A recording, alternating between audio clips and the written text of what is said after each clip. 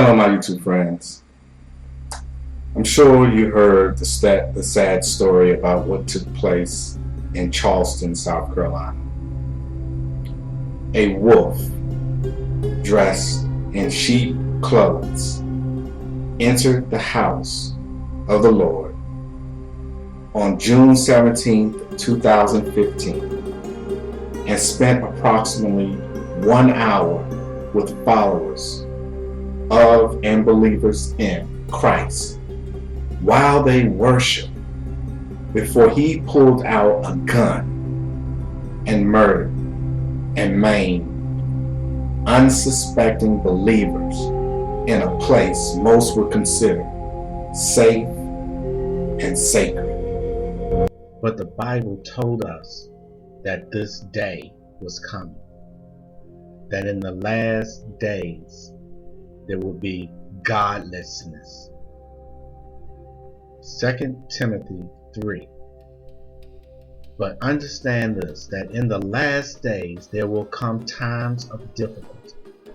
For people will be lovers of self, lovers of money, proud, arrogant, abusive, disobedient to their parents, ungrateful, unholy, heartless, unappeasable, slanderous, without self-control, brutal, not loving good, treacherous, reckless, swollen with conceit, lovers of pleasure rather than lovers of God, having the appearance of godliness, but denying its power. Avoid such people. The Bible tells us to avoid such people, and to the extent we can, we should do exactly that. However, as this murderous account in Charleston, South Carolina clearly proves, avoiding such people is not always possible. Consequently, we should always strive to live all we know with respect to God and His Word.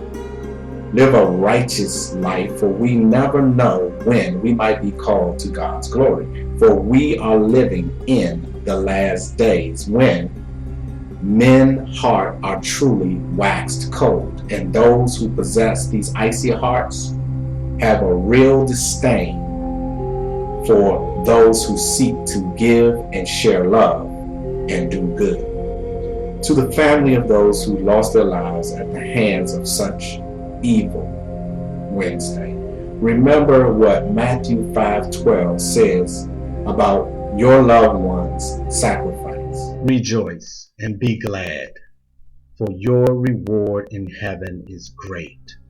For in the same way they persecuted the prophets who were before you.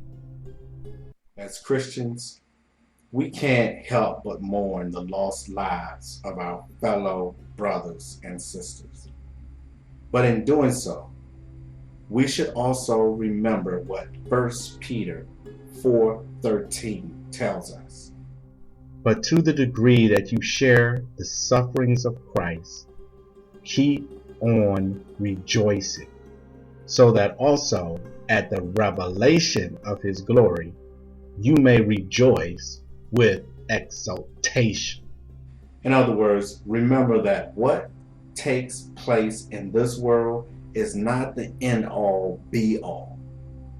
When the day of reckoning comes upon Christ's return and He is revealed for all to see, you shall rejoice greatly with exultation. Please keep your eyes on the prize and do not let your heart succumb to hate of any sort, for that is the trick of the devil. Romans 12:14 tells us, bless those who persecute you. Bless and do not curse. Do not let Satan trick you into succumbing to the spirit of hate by his evil plans and tactics. Our walk, the Christian walk, is about love. Thanks for watching. God bless.